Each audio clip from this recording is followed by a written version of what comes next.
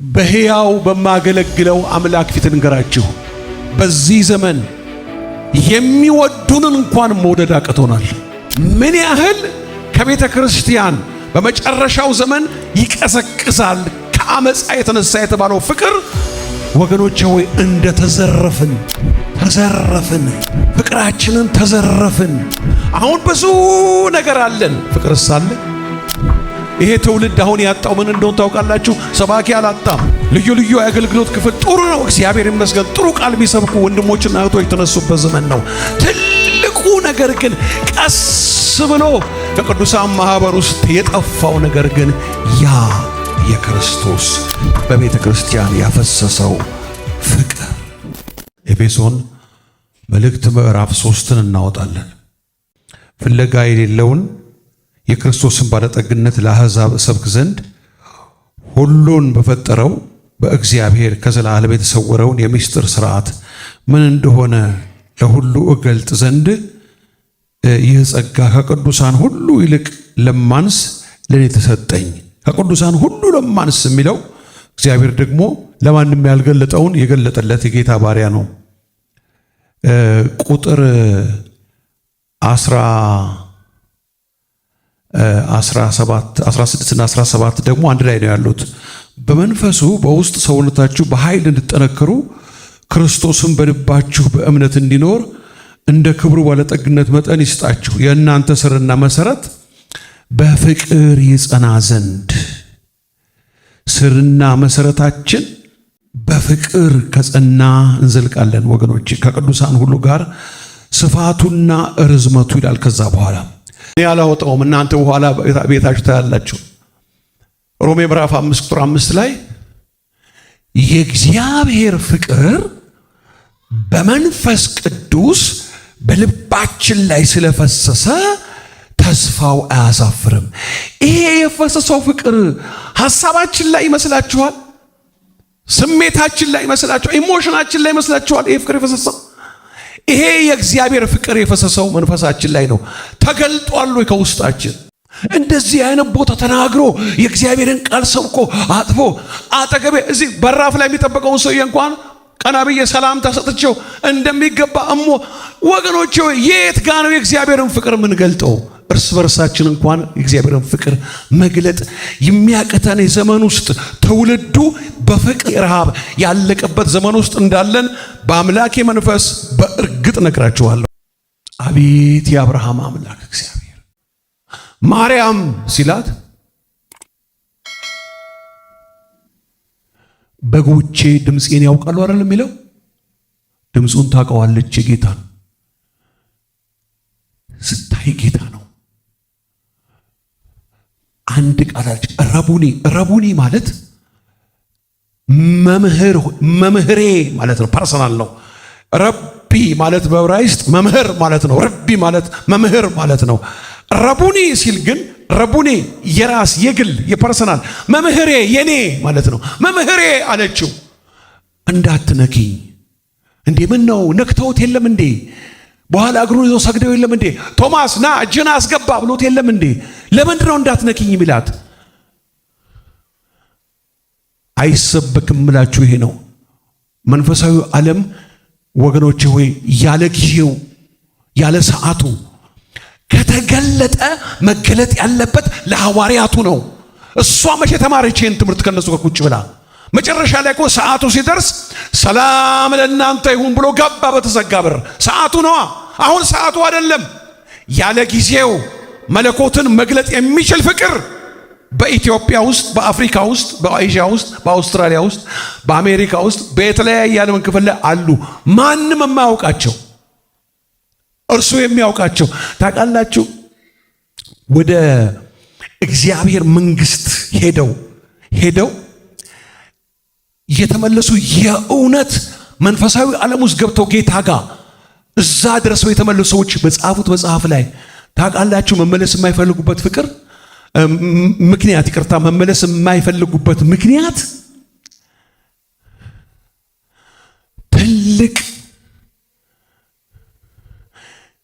ቃላት የሌለው ፍቅር ውስጥ ገባን ነው የሚሉት። ፍቅር ውስጥ ነው የገቡት። ይሁላችሁ አዳምና ሔዋን ከኤደን ገነት የወጡት ቋንቋ ከማይገልጠው የፍቅሩ መገኘት ውስጥ ነው የወጡት። ከሰማየ ሰማያት ወርዶ ከድንግል ማርያም ተወልዶ እርሱ ስለ እኛ በመስቀል ላይ ሞታችንን በሞቱ የሻረው ወደዛ የፍቅር ጉልበት አቅም የመገለጥ ከፍታ የማይሰበክ ቃላት የማይገልጠው ክብር ውስጥ ሊያስገባን ነው። ስለ እግዚአብሔር አስተውሎ የወደቅንበትን ክብር ምን ያህል ትልቅ እንደሆነ የሚያውቀው ከሰማይ የወረደው ኢየሱስና አባቱ ጌታ መንፈስ ቅዱስ ብቻ ነው። በምን አይነት ክብር ውስጥ እንደነበረ ሰው ታውቃላችሁ? በመጀመሪያ የሰውን ልጅ ከምድር አፈር አበጅቶ ከፈጠረ በኋላ በኤደን ገነት ሲያስቀምጠው ሰውና እግዚአብሔር መካከል ምንም ነገር የለም። ሰውና እግዚአብሔር ፊት ለፊት ነበር የሚነጋገሩት። የነበርንበት ክብር እኔ መስበክ በቃላት እርሶም አይችሉም፣ ወገን የሚችልም የለም። ቃላት አይገልጡም የነበረ እሳሌ መልሰን ፍቅር ከሰማይ ሰማያት ወረደ፣ ፍቅር ከድንግል ማርያም ተወለደ፣ ፍቅር ሞታችንን በሞቱ ሊሽር በቀራንዮ መስቀል ላይ ዋለ፣ ፍቅር ለኛ ሞተ፣ ፍቅር ለኛ ተቀበረ፣ ፍቅር ሲነሳ በእኛን ለማጽደቅ ተነሳ፣ ሁሉም በሚችል በሕያው እግዚአብሔር አብ ቀኝ ሲቀመጥ እኛን አት ዘ ሴም ታይም እዛ አስቀመጠን። አሁን በስጋ እዚህ ያለን ይሄ ፍቅር የከፈለውን ዋጋ ለእኛን ለማዳን አባቱ ይው ማን ነው? ሁላችንም እንለፈልፋለን እንደ እርሱ በእርሱ የሚያምን የዘላለም ሕይወት እንዲኖረው እንጂ እንዳይጠፋ እግዚአብሔር አንድያ ልጁን እስከሚሰጥ ድረስ ዓለሙን እንዲሁ ወዷልና። ቃላት ነው ምንናገረው። አንድ ልጁን የሰጠበትን ፍቅር ማን ነው የተረዳ? አገልጋይ እኔ አልተረዳሁም። ተረድታችሁ እንደሆነ አላውቅም። አንድ ልጁን የሰጠበት ፍቅር፣ አንድ ልጁ መስቀል ላይ የዋለበት ፍቅር። እባካችሁ እስቲ ሰም ብለን እልል እንበልና እናመስግነው እስቲ።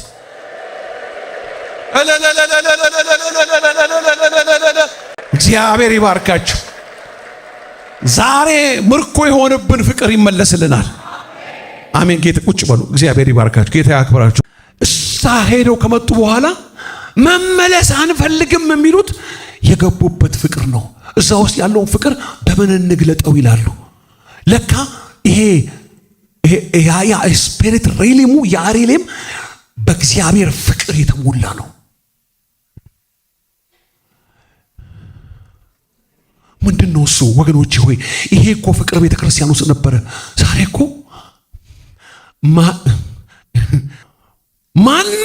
ማንንን መሸከም ያቃተው ዘመን ነው አይደለም? የሚሸከም ሰው እንዳይመስላችሁ አቅም የለም። መሸከም የሚችልበት የፍቅር አቅም የለም። ጸልይልኝ፣ እሺ፣ ጸልይልኝ፣ እሺ። አቅሙ አለ። ፍቅር ካለ አቅም አለ። ፍቅር አለ። ወገኖቼ ሆይ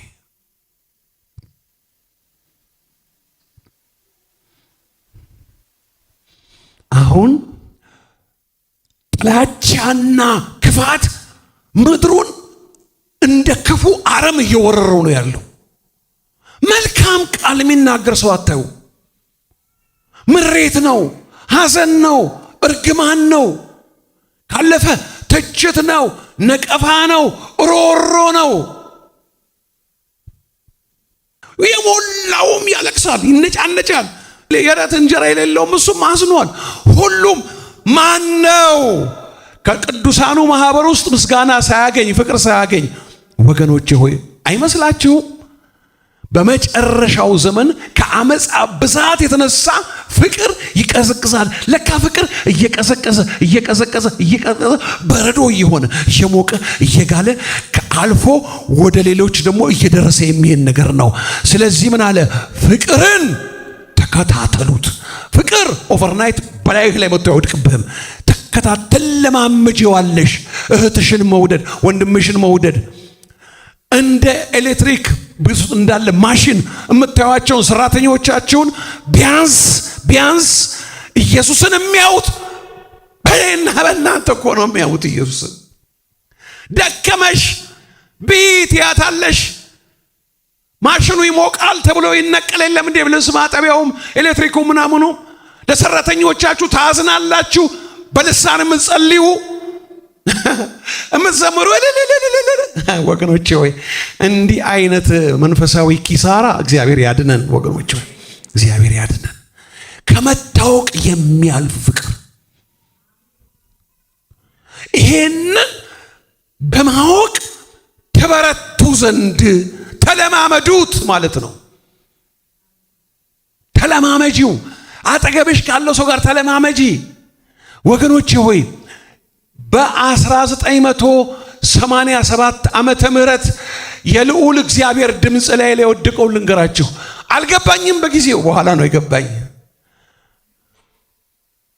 ስማ ባሪያዬ፣ በፍቅር ከሆንክ ዲያብሎስ አይችልህም አለኝ። ዲያብሎስና ፍቅር ምን አገናኝ? ለካ ሰይጣን የሌለው ነገር ነው ፍቅር። ስለዚህ አንተ በፍቅር ከሆንክ አይችልህም። በጥላቻ ከሆንክ ጃኬቱ ነው፣ ሱሪው ነው፣ ኮቱ ነው፣ እንዴ ጫማው ነው አርገህለታል። እንዴት በጥላቻ ውስጥ ሆነ እሱን እንዴት አርገህ ትቃወመዋለህ? በፍቅር ከሆንክስ? ወንጌላዊው ሲጸልይላት ለልጅቷ ይጸልያል። ጠረጴዛ ስር ትገባለች፣ በዚህ ትወጣለች። ያ ይጸልያል። የሚጸልዩት ሁሉም ደከማቸው፣ ሁሉም ደከመው። ውጣ ቢሉት አይወጣም። ይሄ አስካካል መንፈሱ። መጨረሻ ላይ ወንጌላዊው አንድ መገለጥ ያገኘ ይመስለኛል። እኔ አላውቅም፣ ግን እንደዛ እንድመጣለት አንድ መገለጥ ያገኘ ወንጌላዊ ያገኘ ይመስለኛል። ወገኖቼ ሆይ ሁሉም ደከማቸው። ሰዓቱ ሄደ፣ አጋንንቱ አይወጣም። መጨረሻ ላይ ብድግ አረጋትና እቅፍ አርጓት በጌታ በኢየሱስ ክርስቶስ ፍቅር እወድሻለሁ ሲላት አሁን አልችልም ልሄድበት አለ። ፍቅር ሳይኖር መገሰጽ ከንቱ ጉሮሮ ማድረቅ ነው፣ መራቅ መጨረስ ነው። በፍቅር ከሆነን ኃይል አለ፣ ያውም በቋንቋ የማይገለጥ ኃይል። በጣም ከፍ ያለ ነው ወገኖች ሆይ። እቺ ሴት የተገለጠችበት ፍቅር አትሄድም። በእርግጠኝነት እኔ እንደዛ ይመስለኛል ወገኖች ሆይ። ኢየሱስ ክርስቶስ ማርያም ብሎ ራሱን እስካልገለጠ ድረስ አትሄድም። ብትሄድማ ከጴጥሮስና ከዮሐንስ ጋር ትሄድ ነበር። ብትሄድማ መላእክቶች እኮ መጡና አየቻቸው። ጥሩ ነው መላእክት ማየት፣ ግን ጉዳዩ ከኢየሱስ ጋር ነው። ጉዳይሽ ከማን ጋር ነው?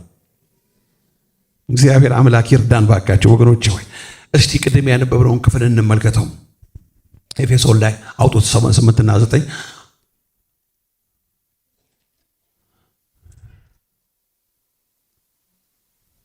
እንደዚህ ነው የሚለው ወገኖች። በጣም የሚገርም ቃል አይደለም እንዴ? በፍቅር ይጸና ዘንድ ስርና መሰረት ጸንቶ በክርስትና ሕይወት የሚኖርበት አቅም ፍቅር ውስጥ ነው ያለው። በፍቅር ይጸና ዘንድ ከቅዱሳን ሁሉ ጋር ስፋቱና ርዝመቱ ከፍታው ጥልቀቱ ምን ያህል መሆኑን ለማስተዋል ከመታወቅ የሚያልፈውን የክርስቶስ ፍቅር። እንግዲህ ወገኖች ሆይ ከመታወቅ የሚያልፍ ከተባለ ምን ማለት ነው? ግባ የፈለግከውን ያክል፣ ግቢ የፈለግሽውን ያክል በፍቅር ማወቅ አይችልም ማለት ነው። አይደረስበትም ማለት ነው። ይኸው ፍቅር እላያችሁ ላይ ፍቅር ቢለቅ ግድግዳውን ጥሼ ልውጣ ነው የምትለው። እንዴት አድርጌ ልግለጥላችሁ? ፍቅር የእውነተኛው ፍቅር ከተለቀቀ እላያችሁ ላይ አትችሉትም። ውስጡ ምን አለ መሰላችሁ? አእምሮን የሚያልፍ ከመታወቅ የሚያልፍ ጥጉ ጋር ደርሳ የነካችች ሴት መለኮትን እንዲገለጥ አደረገችው። እንደሚመስለኝ መንፈሳዊው ዓለም ውስጥ አንድ ትልቅ መነቃነቅ ነገር ሆኗል። ምንድነው? ሰው ምድር ላይ ያለ መንፈስ ቅዱስ ተሞልታ በመንፈስ ቅዱስ በልቧ ፈሶ አይደለም። ቁጭ አርጉ ወገኖቼ ሆይ፣ ይሄ ፍቅር መለኮትን ገለጠ። እነኝን ሰዎች በምድር ላይ እግዚአብሔር ያብዛቸው። ስንት እንደሆኑ የት እንዳሉ አላውቅም። ወገኖቼ ሆይ ተመልከቱ። ከመታወቅ የሚያልፈው የክርስቶስ ፍቅር። ሐዋርያው ጳውሎስ ሮሜ 8 ላይ አውጡ። መጨረሻ አንድ ጊዜ ብናነበው ጥሩ ነው እሱ። ሮሜ ምዕራፍ 8 ላይ አውጡ።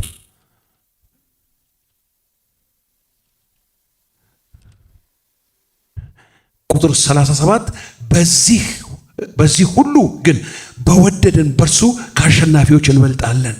ሞት ቢሆን ተመልከቱ እንግዲህ ሞት ቢሆን ሕይወትም ቢሆን መላእክትም ቢሆኑ ግዛትም ቢሆን ያለውም ቢሆን የሚመጣውም ቢሆን ኃይላትም ቢሆኑ ከፍታም ቢሆን ዝቅታም ቢሆን ልዩ ፍጥረት ቢሆን በክርስቶስ ኢየሱስ በጌታችን ካለ ከእግዚአብሔር ፍቅር ሊለየን እንዳይችል ተረድቻለሁ። ምንም ነገር አይችልም። እንግዲህ አሁን ይሄን ሰው ወገኖቼ ሆይ ይሄ ሰው ይሰናክላል ስታስቡት። ይሄ ሰው አሁን እንዲህ አይነት ነገር እንዲሆነ ይባላል። ይኸው ፍቅር ከተስፋና ወገኖቼ ሆይ ከእምነት በላይ ለዘላለም ጸንቶ እንደሚኖር ነው የሚናገረው። የእናንተ ስርና መሰረት በፍቅር ይጸና ዘንድ ሐዋርያው ጳውሎስ በደማስቆ መንገድ ላይ ሲገሰግስ አንድ ከሰማይ ብርሃን ላዩ ላይ ወደቀ፣ ተንከባሎ ምንድነው የመታው መስላችሁ? ያ የዘላለም ክብር የሞላበት ፍቅር እኮ ነው ያገኘው። ከዛ በኋላ ምንድነው እንደ እብድ ሰው የሆነው? እንዲህ አሉ እኮ ሐዋርያቱ አሉ እኮ ደቀ መዛሙርቱ አሉ። ወጣ፣ እሱ አልቻለም። በቃ በደማስቆ መንገድ ላይ ክርስቲያኖችን ለማሳደድ፣ ለማሰር፣ ለመግደል ሲሄድ የተገናኘው ፍቅር ነው። ከዚህ ፍቅር ሊለየኝ እንደማይችል ማለት ምንድነው? እሱ እንግዲህ አስቡት፣ ሰው የሚፈራውን ነገር ሁሉ ይሰረስረው አይችልም ማለት።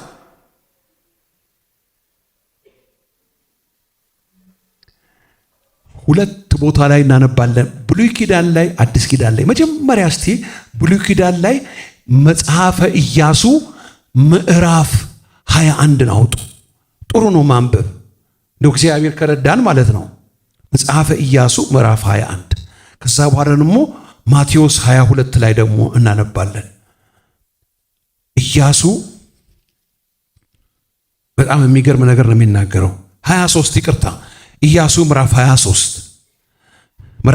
አገኛችሁ? እሺ ኢያሱ ምዕራፍ 23 መጽሐፈ ኢያሱ ወልደ ነዌ ምዕራፍ 23 ቁጥር 11ን ተመልከቱት። እንደዚህ ይላል፣ አምላካችሁን እግዚአብሔርን ትወዱት ዘንድ ለራሳችሁ እጅግ ተጠንቀቁ።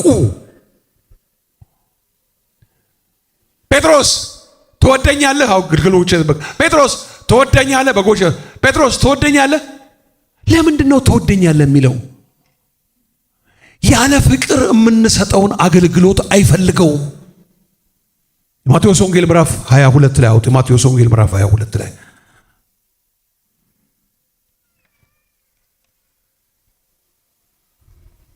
ማቴዎስ ወንጌል ምዕራፍ 22 ከቁጥር 37 ጀምሮ ነው የማነበው።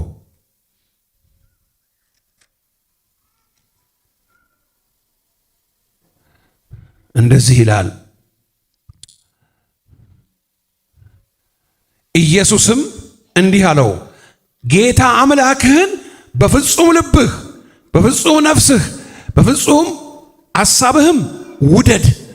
ታላቂቱና ፊተኛይቱ ትእዛዝ ይህች ናት፣ ሁለተኛይቱም ይህችን ትመስላለች፣ እርሷም ባልንጀራህን እንደ ነፍስህ ውደድ የምትል ናት።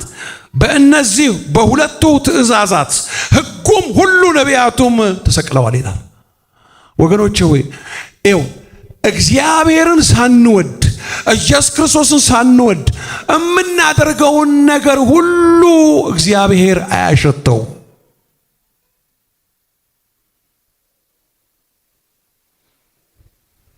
ተጠንቀቅ። ብሉይ ኪዳን፣ አዲስ ኪዳን እግዚአብሔርን ተወዱት ዘንድ ተጠንቀቁ። ሳልወደው የማደርገውን ነገር በቃ ወገኖቼ ችግር ነው እኮ ማለት ነው። ሕጉም ነቢያቱም ማለት ብሉይ ኪዳን በሙሉ ማለት ነው ተጠቅልሏል እዚህ ውስጥ።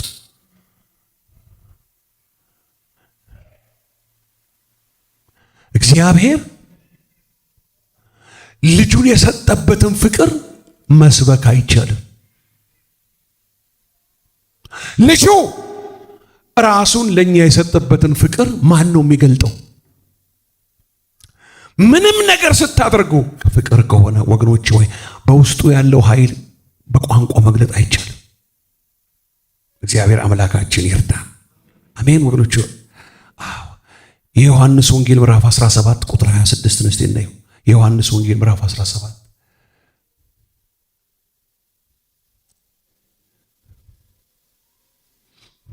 እስቲ አንድ ነገር ልጠይቃችሁ፣ ቀና በሉ። ይሄንን ከማንበቤ በፊት ጠይቃችሁ እስቲ አንድ ነገር፣ እግዚአብሔር ያደረገላችሁ ነገር አለ ወይ? ሃሎ እስቲ እግዚአብሔር እኔ ያደረገልኝ ብዙ ነገር አለ። ኧረ 5 6 10 15 20 30 እስቲ ይኸው። እሺ እግዚአብሔር ይባርካችሁ። እግዚአብሔር አምላኬ ይባርካችሁ። እግዚአብሔር ያደረገልን ነገር ሁሉ የፍቅሩ መገለጫ ነው። እንዴት እናረክልኝ? ስለሚወድህ ልጁን ሰጥቶ የለም እንዴ? ልጁን ሰጥቶሃል እኮ፣ ልጁን ሰጥቶሻል እኮ። ሌላው ነገር ምንድነው? ንገሩኝ እስቲ። ልጁ ኢየሱስ ክርስቶስ በምን ይተካል? በምን ይመነዘራል? ከምን ጋር ይስተካከላል? ከእግዚአብሔር የተቀበልነው ነገር ትንሽ የሚሆን ትልቅ የእግዚአብሔር የፍቅሩ መገለጫ ነው። ዮሐንስ ወንጌል ምዕራፍ 17 ቁጥር 26 ተመልከቱ። ቁጥር የመጨረሻው 26 ላይ እንደዚህ ይላል፣ እኔንም ባካችሁ ስለ እግዚአብሔር አንብቡት ጮክ ብላችሁ። እኔንም የወደደበት ፍቅር፣ እኔንም የወደድክባት ፍቅር በሉ እስቲ ባካችሁ። እኔንም የወደድክባት ፍቅር በእነርሱ እንድትሆን እኔም በእነርሱ ስምህን አስታውቃቸውም አለሁ። እንዴ እንደው ስለ እግዚአብሔር አላቅም እናንተን፣ እኔ ስለሚያሰክረኝ ነው ቤቴ ውስጥ ብቻዬን። ልዑል እግዚአብሔር አብ ልጁን በወደደበት ፍቅር እንደወደደህ ታውቃለህ። ከኛ አይምሮ ይሄ ካፓሲቲው አይችለውም። ይሄ ይፈነዳል፣ አይችለውም አይደለም። ኢየሱስን በወደደበት ፍቅር የወደደን እግዚአብሔር እዚህ ላይ ይናገራል። እንደዚህ ይላል፣ አባቴ ይላል፣ አባቴ እኔን በወደድክበት ውደዳቸው እንነኝ እንድን። ይሄ ሰው አእምሮ ይችለዋል? ኢየሱስን በወደደበት እኮ ነው አባቱን እኔን እንደወደድከኝ እነሱንም ውደድልኝ። የማይሰበክ ነገር ነው የምሰብከው ወገኖች፣ የምናገር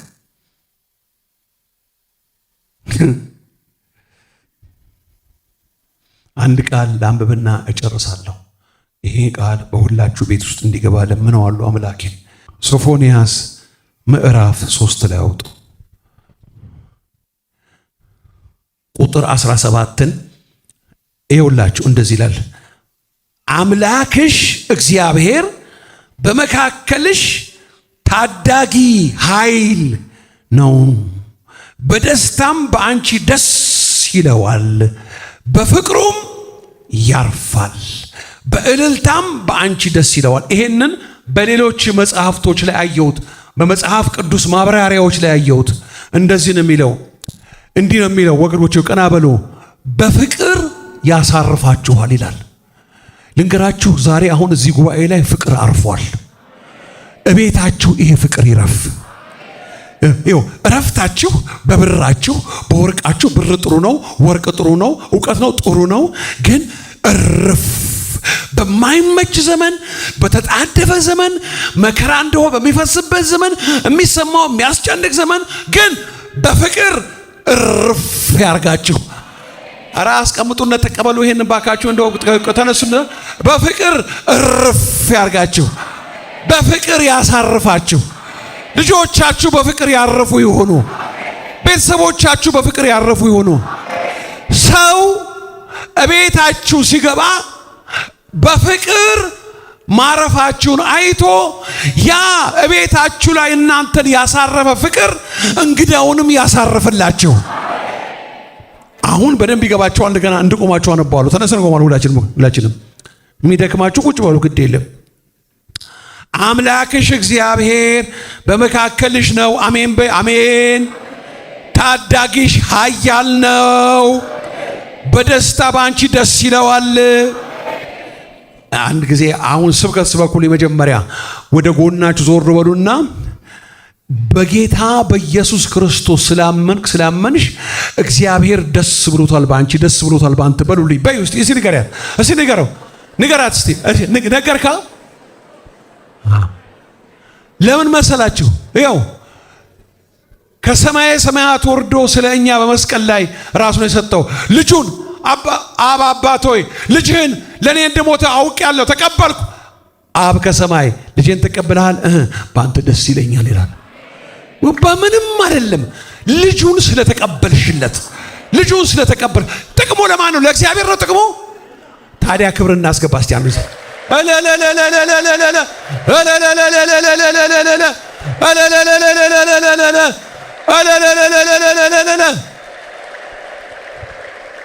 አሁን በደንብ ይገባችኋል። እንግዲህ በፍቅር በኃይል ነው፣ በደስታ በአንቺ ደስ ይለዋል፣ በፍቅሩም ያርፋል ማለት በፍቅር ያዛ ኮሜንተሪ ላይ ስመለከት በፍቅር ያሳርፋችኋል የሚለው ቀሪ ዘመንሽ በፍቅር ያረፈ ይሁን። ቀሪ ዘመንህ በፍቅሩ ያረፈ ይሁን። አሜን። ክብር ደመና ቤተ ክርስቲያን በየትም ስፍራ ያላችሁ፣ በየትኛውም ስፍራ የዓለም ክፍል ያላችሁ፣ በየትም ቦታ ላይ እግዚአብሔር የሰራዊት ቅዱስ እግዚአብሔር በፍቅሩ ያሳርፋችሁ። የፍቅሩ እረፍት ጣዕም የምታጣጥሙ ያድርጋችሁ። የፍቅሩ ረሃብተኛ ሆናችሁ ዘመናችሁ አይለቅ። በፍቅሩ ያረፋችሁ ያድርጋችሁ። ክብር ለአብ፣ ክብር ለወልድ፣ ክብር ለመንፈስ ቅዱስ ይሁን።